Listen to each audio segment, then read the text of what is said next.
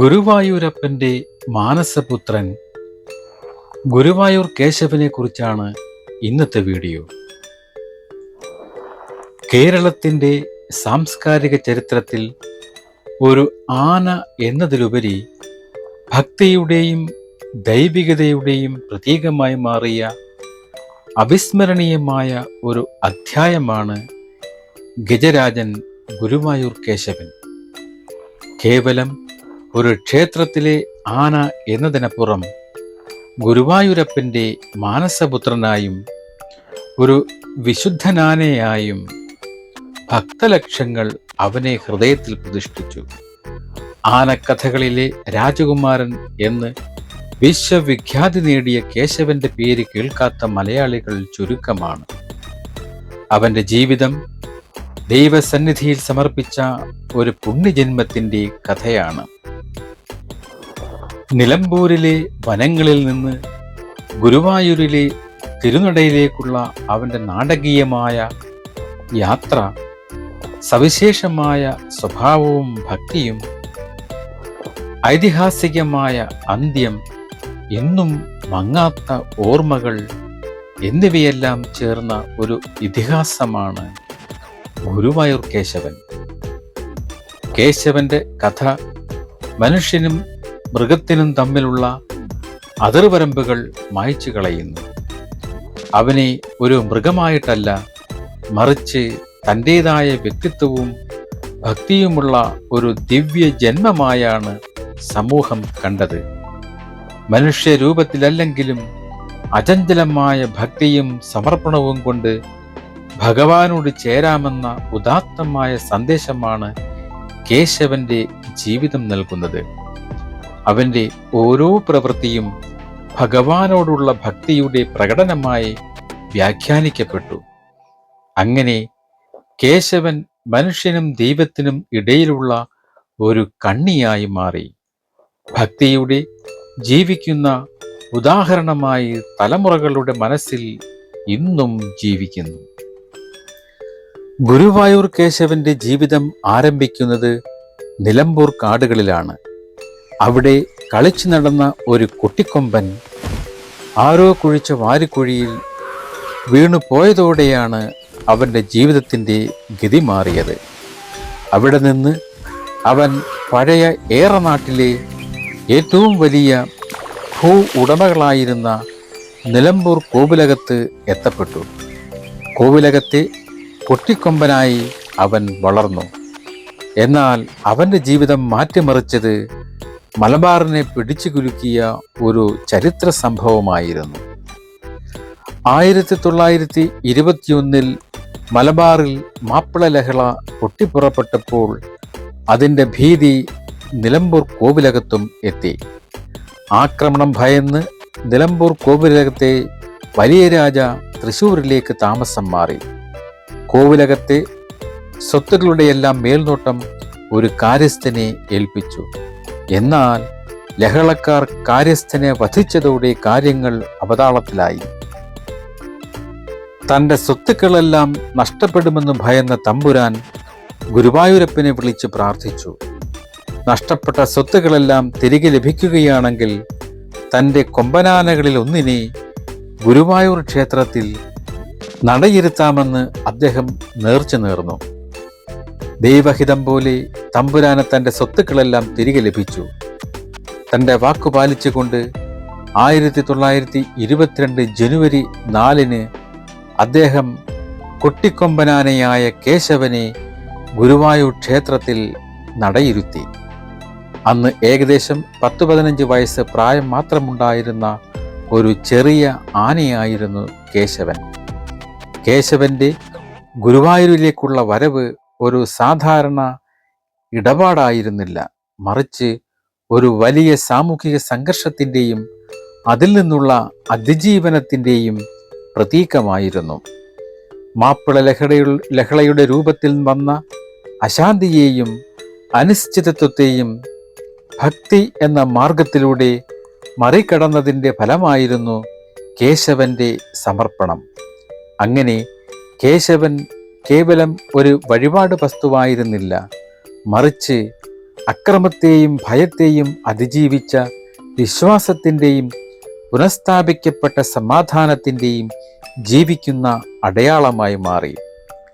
ഈ ചരിത്രപരമായ പശ്ചാത്തലം അവൻ്റെ കഥയ്ക്ക് സാധാരണ നാടോടി കഥകൾക്കപ്പുറമുള്ള ആഴവും പ്രാധാന്യവും നൽകുന്നു. ഗുരുവായൂർ കേശവൻ ഗജലക്ഷണ ശാസ്ത്രപ്രകാരം പൂർണ്ണത നേടിയ ഒരു ആനയായിരുന്നു.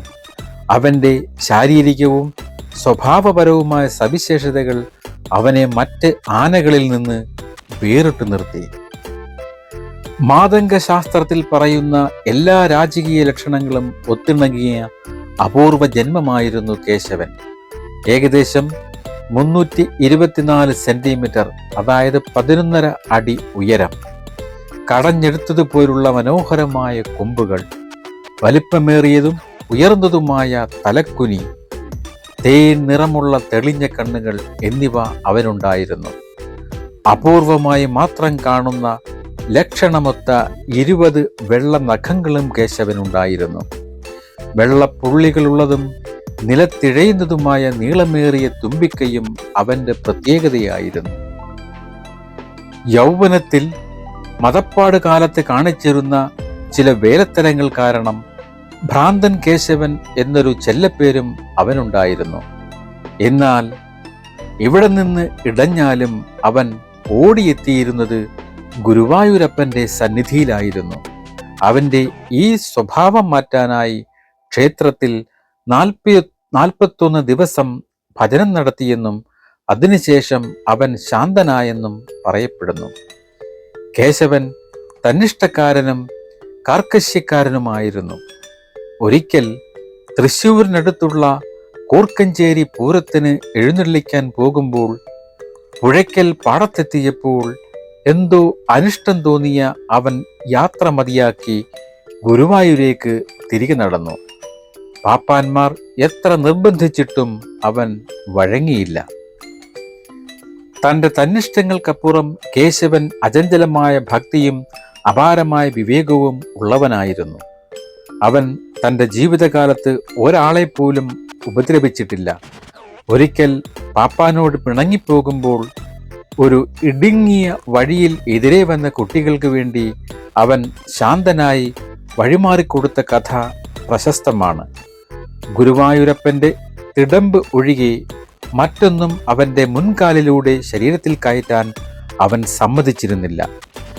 മറ്റ് എവിടെ എഴുന്നള്ളിപ്പിന് പോയാലും തിടമ്പേറ്റാതെ പങ്കെടുക്കില്ല എന്നതും അവൻ്റെ നിബന്ധനയായിരുന്നു. മറ്റ് ആനകൾക്ക് അവനേക്കാൾ ഉയരമുണ്ടായിരുന്നെങ്കിലും ഗുരുവായൂരപ്പൻ്റെ തിടമ്പേറ്റിക്കഴിഞ്ഞാൽ കേശവന്റെ തലയെടുപ്പ് മറ്റെല്ലാ ആനകളെക്കാളും ഉയർന്നു നിൽക്കുന്നതായി കാണപ്പെട്ടിരുന്നു എന്ന് ഭക്തർ വിശ്വസിച്ചു. ഗുരുവായൂർ ക്ഷേത്രത്തിലെ സ്വർണ്ണ കൊടിമരത്തിനുള്ള തടി വെട്ടിയെടുത്ത സ്ഥലത്ത് നിന്നും ക്ഷേത്രം വരെ നിലത്തു വയ്ക്കാതെ ചുമന്നുകൊണ്ടുവന്നത് കേശവനായിരുന്നു എന്നതും അവൻ്റെ ഭക്തിയുടെയും ശക്തിയുടെയും ഉദാഹരണമായി വാഴ്ത്തപ്പെടുന്നു. കേശവന്റെ സ്വഭാവത്തിലെ ഈ ദ്വന്ദ്വം, അതായത് ലൗകിക കാര്യങ്ങളിലെ കടുംപിടുത്തവും ഗുരുവായൂരപ്പൻ്റെ മുന്നിലെ സമ്പൂർണ്ണ സമർപ്പണവും അവൻ്റെ ദൈവികതയുടെ കാതലായി വ്യാഖ്യാനിക്കപ്പെടുന്നു. അവൻ്റെ പിടിവാശി ഒരു കുറവായിരുന്നില്ല, മറിച്ച് തൻ്റെ ശക്തിയും വ്യക്തിത്വവും ആർക്ക് മുന്നിലാണ് സമർപ്പിക്കേണ്ടത് എന്നതിനെക്കുറിച്ചുള്ള ഉത്തമ ബോധ്യമായിരുന്നു. തന്നേക്കാൾ താഴ്ന്ന ഒന്നിനും വഴങ്ങാത്ത അവൻ പരമമായ ശക്തിയായ ഗുരുവായൂരപ്പൻ്റെ മുന്നിൽ സ്വയം സമർപ്പിച്ചു.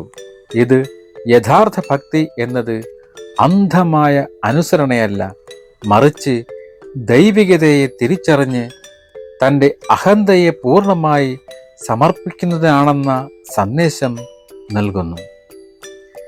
കേശവന്റെ ജീവിതത്തിലെ അഭിവാജ്യ ഘടകമായിരുന്നു അവൻ്റെ പാപ്പാന്മാരുമായുള്ള ബന്ധം.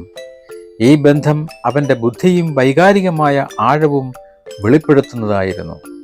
കേശവന്റെ അറിയപ്പെടുന്ന 2 പാപ്പാന്മാരായിരുന്നു മാണി നായരും ചെറിയ അച്യുതൻ നായരും. ഇരുവരും സ്വഭാവത്തിൽ വിപരീത ധ്രുവങ്ങളിലായിരുന്നു. കരുത്തനും ദൃഢഗാത്രനുമായിരുന്ന മാണി നായർ ഭയപ്പെടുത്തിയും ശിക്ഷിച്ചും കേശവനെ ഭരിക്കുന്ന പ്രകൃതക്കാരനായിരുന്നു. എന്നാൽ മെലിഞ്ഞ ശരീരപ്രകൃതനായിരുന്ന അച്യുതൻ നായർ സ്നേഹം കൊണ്ടാണ് കേശവനെ നിയന്ത്രിച്ചിരുന്നത്. അദ്ദേഹം മോനി, കുട്ടാ, കേശവ എന്നെല്ലാം വിളിച്ച് സ്വന്തം മകനെപ്പോലെയാണ് കേശവനെ പരിപാലിച്ചത്. അചഞ്ചലമായ സ്നേഹത്തോടെയുള്ള ഈ സമീപനത്തോട് കേശവൻ പൂർണ്ണമായി വഴങ്ങി. 1977 പുറത്തിറങ്ങിയ ഗുരുവായൂർ കേശവൻ എന്ന സിനിമയിലും അച്യുതൻ നായർ എന്ന പാപ്പാനുമായുള്ള ആത്മബന്ധം ഹൃദയസ്പർശിയായി ചിത്രീകരിച്ചിട്ടുണ്ട്. ഈ ബന്ധം കേവലം ഒരു കഥയല്ല, മറിച്ച് ഭക്തിയുടെ രണ്ട് വ്യത്യസ്ത മാർഗങ്ങളെക്കുറിച്ചുള്ള ഒരു രൂപകമാണ്. മാണി നായരുടെ രീതി ദൈവത്തിൻ്റെ ശക്തിയെ ഭയന്നുകൊണ്ടുള്ള ഭയഭക്തിയെ പ്രതിനിധീകരിക്കുമ്പോൾ, അച്യുതൻ നായരുടെ രീതി സ്നേഹത്തിലും വ്യക്തിപരമായ അടുപ്പത്തിലും അധിഷ്ഠിതമായ പ്രേമഭക്തിയെ സൂചിപ്പിക്കുന്നു.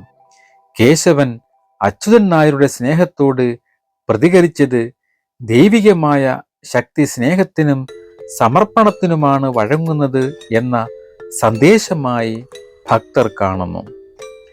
കേശവന്റെ മറ്റൊരു ചട്ടക്കാരനായിരുന്നു വേലായുധൻ നായർ. കേശവനെക്കുറിച്ചുള്ള പല കഥകളും മറ്റുള്ളവർക്ക് പകർന്നു നൽകിയത് അദ്ദേഹമായിരുന്നു. വർഷങ്ങൾക്കു ശേഷം മറ്റൊരു ക്ഷേത്രത്തിലെ ഉത്സവത്തിനിടെ വേറൊരു ആനയുടെ ചവിട്ടേറ്റുള്ള അദ്ദേഹത്തിൻ്റെ ദാരുണ അന്ത്യം ആന പാപ്പാന്മാരുടെ ജീവിതത്തിലെ അപകടങ്ങളെയും യാഥാർത്ഥ്യങ്ങളെയും ഓർമ്മിപ്പിക്കുന്നു.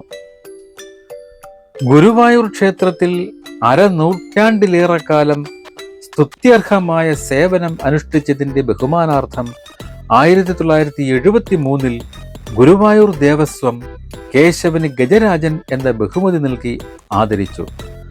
ഒരു ദേവസ്വം ഒരു ആനയ്ക്ക് ഇത്തരത്തിൽ ഔദ്യോഗികമായി ഒരു പട്ടം നൽകുന്നത് ഒരുപക്ഷെ ആദ്യമായിട്ടായിരുന്നു.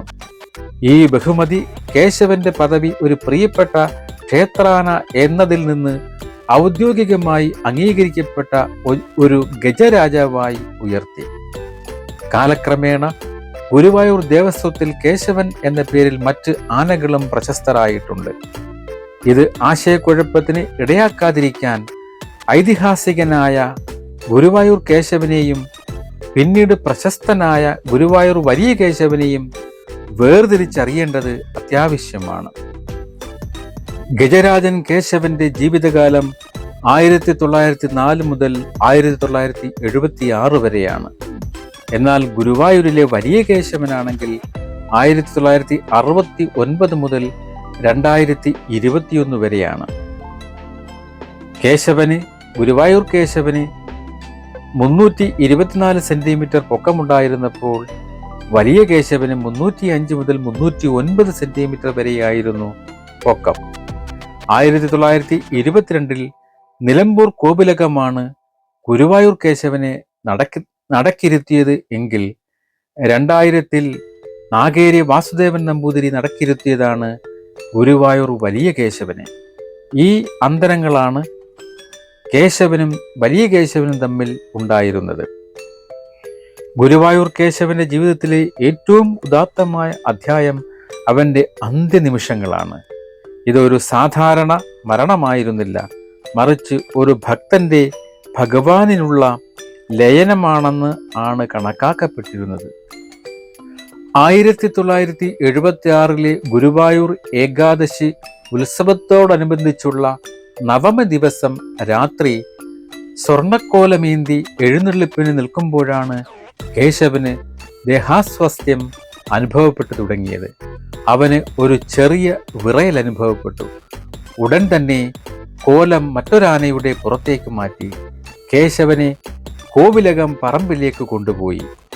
പിറ്റേന്ന് ദശമ ദിവസം അവൻ ജലപാനം പോലും ഉപേക്ഷിച്ച് ക്ഷേത്രത്തിന് നേരെ നോക്കി കിടന്നു. വിദഗ്ധരായ ഡോക്ടർമാർ അവനെ രക്ഷിക്കാൻ ശ്രമിച്ചെങ്കിലും ഫലമുണ്ടായില്ല. അവസാനം 1976 ഡിസംബർ 2 പുണ്യദിനമായ ഗുരുവായൂർ ഏകാദശി പുലർച്ചെ ഏകദേശം 3 മണിയോടെ 72-ാം വയസ്സിൽ കേശവൻ തൻ്റെ പ്രിയപ്പെട്ട ഗുരുവായൂരപ്പൻ്റെ സന്നിധിയിൽ വെച്ച് ചരിഞ്ഞു. അവൻ്റെ അന്ത്യം ഒരു സാധാരണ ആനയുടെ മരണമായിരുന്നില്ല. ക്ഷേത്രത്തിലെ കൊടിമരത്തിനു നേരെ നോക്കിക്കിടന്ന് തൻ്റെ തുമ്പിക്കൈ ഉയർത്തി ഭഗവാനെ അവസാനമായി വണങ്ങിയാണ് അവൻ അന്ത്യശ്വാസം വലിച്ചതെന്ന് ദൃക്സാക്ഷികൾ വിശ്വസിക്കുന്നു. ഹിന്ദുമത വിശ്വാസപ്രകാരം ഒരു പുണ്യദിനത്തിൽ, അതായത് ഏകാദശി ദിനത്തിൽ, ഒരു പുണ്യസ്ഥലത്ത്, അത് ഗുരുവായൂരിൽ ഭഗവാനെ സ്മരിച്ചുകൊണ്ടുള്ള മരണം ഏറ്റവും അനുഗ്രഹീതമായ അന്ത്യമാണ്. കേശവന്റെ മരണം ഈ എല്ലാ സവിശേഷതകളും ഒത്തിണങ്ങിയതായിരുന്നു. ഇത് അവന്റെ ജീവിതകാലം മുഴുവൻ പ്രകടിപ്പിച്ച ഭക്തിക്കുള്ള ഭഗവാന്റെ അംഗീകാരമായും അവന്റെ ദിവ്യത്വത്തിന്റെ അവസാനത്തെയും ഏറ്റവും വലിയതുമായ തെളിവായും ഭക്തർ കരുതുന്നു. ഈ ഉത്തമ മരണം അവന്റെ ജീവിതത്തെ പൂർണ്ണമായും ശുദ്ധീകരിച്ചു. അവനെ ഒരു ഐതിഹാസിക ആനയിൽ നിന്ന് ഒരു വിശുദ്ധനായി ഉയർത്തി. ഗുരുവായൂർ കേശവന്റെ ഓർമ്മകൾ പതിറ്റാണ്ടുകൾക്കപ്പുറം കേരളീയരുടെ മനസ്സിൽ സജീവമായി നിലനിൽക്കുന്നു. സിനിമകൾ, സ്മാരകങ്ങൾ, വാർഷിക അനുസ്മരണങ്ങൾ എന്നിവയിലൂടെ അവന്റെ ഇതിഹാസം തലമുറകളിലേക്ക് കൈമാറ്റം ചെയ്യപ്പെടുന്നു. കേശവൻ ചരിഞ്ഞ് 1 വർഷത്തിനുള്ളിൽ 1977 പ്രശസ്ത സംവിധായകൻ ഭരതൻ അവന്റെ ജീവിതകഥ ഗുരുവായൂർ കേശവൻ എന്ന പേരിൽ ചലച്ചിത്രമാക്കി. ഉണ്ണികൃഷ്ണൻ പുതൂരിന്റെ കഥയ്ക്ക് എൻ ഗോവിന്ദൻകുട്ടി തിരക്കഥയൊരുക്കി. MG സോമൻ, ജയഭാരതി, അടൂർ ഭാസി തുടങ്ങിയ പ്രമുഖ താരങ്ങൾ അണിനിരന്ന ഈ ചിത്രത്തിൽ കേശവനായി അഭിനയിച്ചത് നായരമ്പലം ശിവജി എന്ന മറ്റൊരു ആനയായിരുന്നു. ചിത്രം വൻ വിജയമായിരുന്നു. കേശവന്റെ കഥയെ ജനകീയമാക്കുന്നതിലും അവന്റെ ഇതിഹാസത്തിന് ഒരു ദൃശ്യരൂപം നൽകുന്നതിലും ഈ സിനിമ നിർണായക പങ്ക് വഹിച്ചു. പി. ഭാസ്കരൻ ദേവരാജൻ കൂട്ടുകെട്ടിലിറങ്ങിയ സിനിമയിലെ ഗാനങ്ങൾ ഇന്നും മലയാളികൾക്ക് പ്രിയപ്പെട്ടവയാണ്. 1982 കേശവൻ അന്ത്യശ്വാസം വലിച്ച സ്ഥലത്ത് ശ്രീവത്സം ഗസ്റ്റ് ഹൗസിന് മുന്നിലായി അവന്റെ പൂർണ്ണകായ പ്രതിമ സ്ഥാപിച്ചു. പ്രശസ്ത ശില്പി BD ദത്തനാണ് ആദ്യത്തെ പ്രതിമ നിർമ്മിച്ചത്. വർഷങ്ങളായി ഈ പ്രതിമ കേശവന്റെ ഓർമ്മ പുതുക്കുന്നതിനുള്ള പ്രധാന കേന്ദ്രമാണ്. എന്നാൽ അടുത്തിടെ ഈ പ്രതിമ ഒരു ഭക്തന്റെ വഴിപാടായി പുതുക്കിപ്പണിതപ്പോൾ അതിന് കേശവന്റെ യഥാർത്ഥ രൂപമായി, പ്രത്യേകിച്ച് മസ്തകത്തിന് സാമ്യമില്ലെന്ന് ഒരു വിഭാഗം ആനപ്രേമികൾ പരാതി ഉന്നയിച്ചു. ഈ വിവാദം കാണിക്കുന്നത് കേശവന്റെ ഓർമ്മ കേവലം ഒരു സ്മാരകമല്ല, മറിച്ച് ആളുകൾ വൈകാരികമായി ബന്ധം പുലർത്തുന്ന, അതിൻ്റെ തനിമ കാത്തുസൂക്ഷിക്കാൻ ആഗ്രഹിക്കുന്ന ഒരു സജീവ പൈതൃകമാണെന്നാണ്. എല്ലാ വർഷവും കേശവന്റെ ചരമദിനത്തിൽ ഗുരുവായൂർ ഏകാദശിയുടെ ദശമി ദിവസം ഗുരുവായൂർ ദേവസ്വം സവിശേഷമായ ഒരു അനുസ്മരണ ചടങ്ങ് നടത്തുന്നു. ഒരു ആനയുടെ ഓർമ്മയ്ക്കായി ലോകത്ത് നടക്കുന്ന ഏക ചടങ്ങ് ഇതായിരിക്കാം എന്ന് പറയപ്പെടുന്നു. ദേവസ്വത്തിലെ മറ്റ് ആനകൾ കേശവന്റെ ഛായാചിത്രവും വഹിച്ചുകൊണ്ട് അവന്റെ പ്രതിമയ്ക്ക് മുന്നിലെത്തി പുഷ്പാർച്ചന നടത്തുകയും പ്രണാമം അർപ്പിക്കുകയും ചെയ്യുന്ന ഈ ചടങ്ങ് ഗുരുവായൂരിലെ ആനത്തറവാട്ടിലെ കാരണവരായി കേശവനെ ഇപ്പോഴും കാണുന്നു എന്നതിൻ്റെ തെളിവാണ്. ഗുരുവായൂർ ക്ഷേത്രത്തിലെ കിഴക്കേ ഗോപുരത്തിലൂടെ നാലമ്പലത്തിലേക്ക് പ്രവേശിക്കുന്ന വാതിലിന് മുകളിലായി കേശവന്റെ കൊമ്പുകൾ ഇന്നും പ്രദർശിപ്പിച്ചിരിക്കുന്നു. ഇത് ക്ഷേത്രത്തിലെത്തുന്ന ഓരോ ഭക്തനെയും അവന്റെ ഓർമ്മകളിലേക്ക് കൂട്ടിക്കൊണ്ടുപോകുന്നു. ദൈവങ്ങളുടെ ചിത്രങ്ങൾക്കൊപ്പം കേശവന്റെ ചിത്രങ്ങളും ഭക്തർ വീടുകളിലും വ്യാപാര സ്ഥാപനങ്ങളിലും ഭക്തിയോടെ സൂക്ഷിക്കുന്നു. പുസ്തകങ്ങളിലൂടെയും കവിതകളിലൂടെയും അവന്റെ കഥ ഇന്നും ജീവിക്കുന്നു. ഈ സാംസ്കാരിക ചിഹ്നങ്ങളെല്ലാം കാണിക്കുന്നത് കേശവന്റെ പൈതൃകം കാലഹരണപ്പെട്ടുപോയ ഒന്നല്ല, മറിച്ച് സാമൂഹികമായി നിരന്തരം പുനഃസൃഷ്ടിക്കപ്പെടുകയും സംരക്ഷിക്കപ്പെടുകയും ചെയ്യുന്ന ഒരു സജീവ യാഥാർത്ഥ്യമാണെന്നാണ്. ഗുരുവായൂർ കേശവൻ ഓർമ്മിക്കപ്പെടുന്നത് അവൻ്റെ ഗജസൗന്ദര്യത്തിലോ ശക്തിക്കോ വേണ്ടി മാത്രമല്ല, മറിച്ച് അവൻ്റെ സ്വഭാവത്തിൽ ഭക്തർ ദർശിച്ച ദൈവികതയുടെ പേരിലാണ്. അവൻ്റെ ബുദ്ധി, അഭിമാനം, ഗുരുവായൂരപ്പനോടുള്ള അചഞ്ചലമായ ഭക്തി, അനുഗ്രഹീതമായ അന്ത്യം എന്നിവയെല്ലാം അവനെ ഒരു സാധാരണ ആനയിൽ നിന്ന് ഇതിഹാസമാക്കി മാറ്റി. മനുഷ്യനും മൃഗവും തമ്മിലുള്ള ആഴത്തിലുള്ള ബന്ധത്തിൻ്റെയും നിഷ്കളങ്കമായ ഭക്തിയുടെയും ദൈവിക സേവനമാണ് ഏറ്റവും വലിയ പുണ്യമെന്ന സന്ദേശത്തിൻ്റെയും പ്രതീകമായി കേശവന്റെ കഥ തലമുറകളെ പ്രചോദിപ്പിക്കുന്നു. ഭക്തരുടെ ഹൃദയത്തിൽ അവൻ എന്നും ഒരേ ഒരു ഗജരാജനാണ്. ഗുരുവായൂരിൻ്റെ ചരിത്രത്തിൽ നിന്ന് വേർപെടുത്താനാവാത്ത, കാലം മായ്ക്കാത്ത ഗജവീരഗാഥ.